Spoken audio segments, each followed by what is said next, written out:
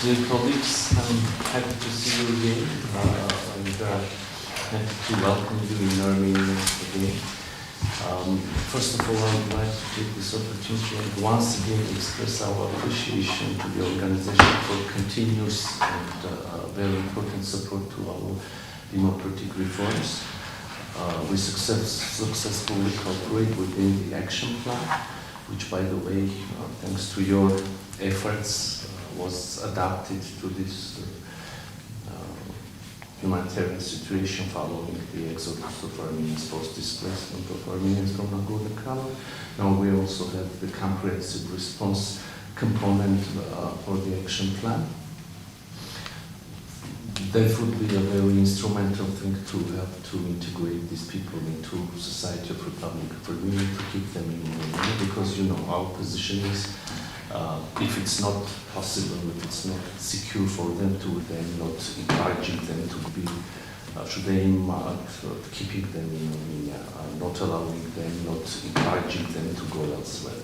So this is a short introduction. Thank you for coming. Thank you very much, Mr. Minister, and I'm glad to be again in Armenia because, as you said, we worked for a long time on many issues. And I wanted to commend and thank your government on really working on the reforms and indeed the action plan that you mentioned that we have now, 2023-2026, is one in a row that is assisting Armenia on this important job, and that's one probably one information that could give you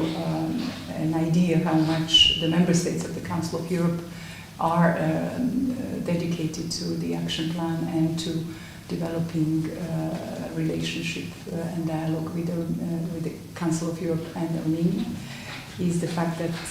we already secured almost the totality of what is the funding for the necessary. We still have some funding to raise, but actually that shows that in the first year we already have secured almost the totality of what is needed. And indeed, as you mentioned, we are very glad that we could respond in a situation which was unprecedented and a very grave humanitarian situation from those who had to flee their homes from Armenians from Karabakh. And we were very glad that we have now 2.8 million euros dedicated to that, of course, to help human rights institutions to deal with these issues in a human rights compliant manner, but also to respond to some of the urgent needs that these people have, as you say, as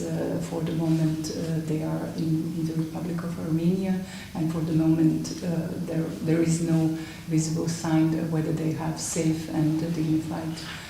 possibility to return to their homes. So in that respect we are very glad that we could immediately react. My special representative on migration was here already in October, and based on the needs that your government displayed and on our side, the action plan that we have in respect of people in hardship while they are migrants or refugees or displaced, we have set up this comprehensive plan that can respond to the needs. And we are very glad that it also has a component where almost 2,000